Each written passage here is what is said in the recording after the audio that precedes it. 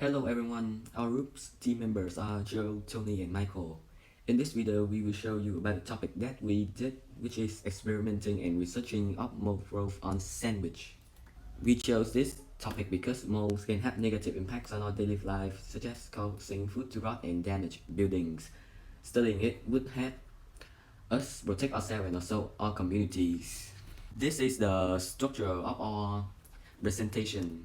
First, let's discover some key concepts that you would find in this presentation. Mold in biology is defined as fungus that grows in a structure called hyphae. In the picture below, you can see what it looks like. Next, mold spores are tiny seeds of molds of fungi that spread in the air. This is since more living organisms, they must have nutrients to survive.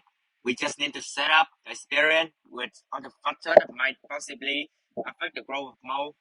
From our research, we discovered some elements that could affect mold growth: moisture, mold spore, temperature, pH, light, oxygen. Now, we need to determine which condition influence the growth of mold more. From our research, we are able to identify that light is the only small factor in affecting mold growth, due to the fact that fungi doesn't have chlorophyll to perform photosynthesis to help it produce energy. Sunlight also contains UV, which has the potential to destroy cellular organelles and prevent cellular activity, thus reduce mold growth. We believe that mold cannot survive in extreme pH because it might alter the shape and structure of nutrients, which makes it harder for mold to grow. We expect that the presence of mold spore must be needed for the mold to exist because it does not spontaneously arise from non-living things, as proved by many aerobe scientists during the Reconnaissance age and later. The experiment itself.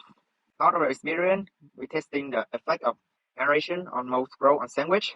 The left one is without food wrap, the right one is with food wrap. In the end of the experiment, the result, there was no visible change on the surface color and texture different on the two sandwich. Testing the effect of temperature on mold growth on the sandwich. The left sandwich is being put in a room temperature and the right one is put on a refrigerator. Again, no visible difference between the two sandwiches except the fact that both sandwiches seem drier. Result analysis. As we previously mentioned, there are not that much differences between the specimens. We suppose the results show that aeration and temperature are not major factors contributing to the growth of mold sandwich. Perhaps the environment in which our sandwich were put in were too clean and has no mold spore to grow. Besides, industrial sandwich had a tendency to contain preservative which prolong the shelf time of food, hence explain why our specimen did not rot that quickly. Recommendation. By simply keeping a clean environment, such as letting light in and letting air in to reduce the moisture, dry our laundry outside, we can prevent mold growth and ultimately keep our health safe, while also retaining the beauty and quality of buildings. We hope that this experiment would be foundation for further studies about mold growth and its effect on humans, developing useful chemicals to prevent mold growth, and or use the information presented in this document to find good use of mold.